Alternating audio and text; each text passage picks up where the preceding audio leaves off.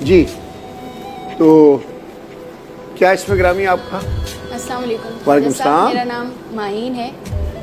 میں اپنا بیان شروع کرنے سے پہلے آپ کو کچھ بتانا چاہتی ہوں. ماہین پہلے تو یہ کہو کہ جو کہوں گی جو کہوں گی سچ کہوں گی، سچ کہوں گی، سچ کے علاوہ سچ کے علاوہ کچھ نہیں کہوں گی. کچھ نہیں کہوں گی. اب بیٹا بتاؤ کیا ہے آپ کا؟ خواجہ صاحب بات کچھ یوں ہے کہ میرے بچپن میں ہی میرے والد صاحب کا ایک ایکسیڈنٹ میں انتقال ہو گیا تھا، اور اسی صدمے کو میری والدہ بھی برداشت نہ کر سکی اور ان کو بھی ہارٹ اٹیک ہوا اور وہ بھی انتقال کر گئیں. خواجہ صاحب اس کے بعد میری شب و خالہ نے مجھے سہارا دیا اور انہوں نے میری پرورش کی، مجھے پالا پوسا، مجھے بالکل اپنی سگی اولاد کی طرح محبت دی. میری خالہ، خالو اور دو بھائی، خالد بھائی اور راشد بھائی، انہوں نے مجھے بہت پیار دیا. خواجہ صاحب انہوں نے میری اس طرح پرورش کی کہ مجھے 8-10 سال تک پتہ ہی نہیں چلا کہ یہ میرے سگے ماں باپ نہیں.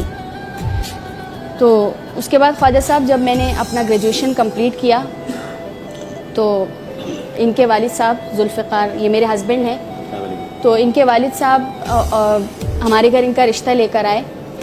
تو خواجہ صاحب ہوا کچھ یوں کہ جب یہ رشتہ لے کر آئے تھے تو انہوں نے بہت بڑھا چڑھا کے کہا تھا کہ ان کا بیٹا جو ہے وہ ایک ملٹی نیشنل کمپنی میں مینیجر کی پوسٹ پر کام کرتا ہے، اور اس کے علاوہ ان کی تنخواہ آج سے 5 سال پہلے کہ 60 سے 70 ہزار ہے، جو کہ اصل میں آج سے 5 سال پہلے 30 ہزار تھی.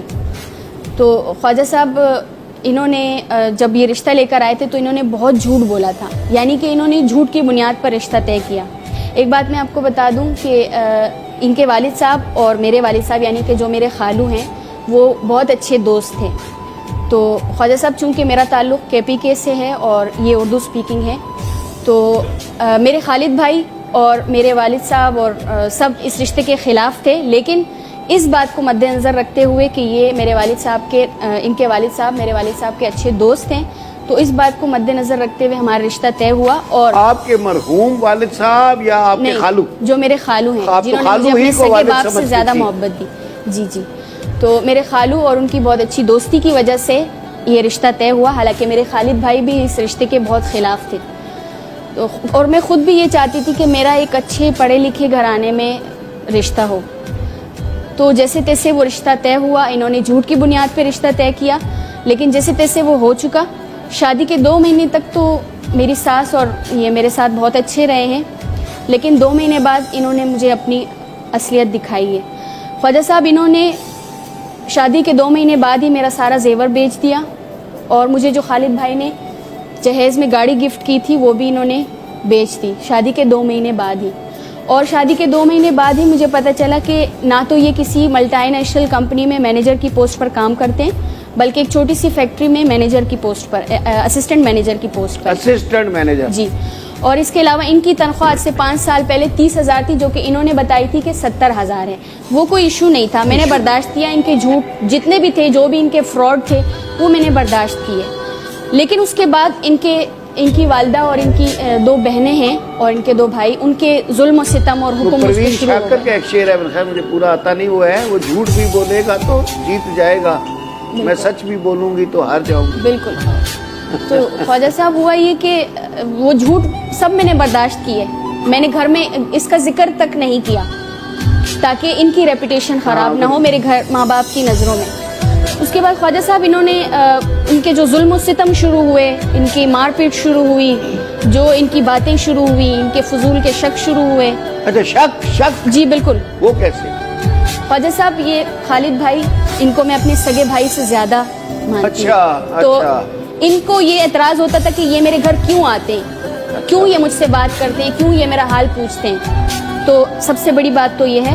اس کے بعد خواجہ صاحب گھر میں ایک ساس اور 2 نندوں کے ہونے کے باوجود گھر کا سارا کام مجھے کرنا پڑتا تھا. اچھا یہ بھی تھا کہ نوکرانی خواجہ صاحب مجھے بالکل نوکرانی بنا کے رکھا ہوا ہے، سرونٹ مل گئی ہے نکاح کے بعد. اچھا. خواجہ صاحب ان کے گھر میں ہونے کے باوجود گھر کا سارا کام مجھے کرنا پڑتا ہے. صبح 7 بجے کیا کرتی تھی خواجہ صاحب؟ وہ بس حکم چلاتی تھی مجھ پہ. فیشن کرتی؟ بالکل.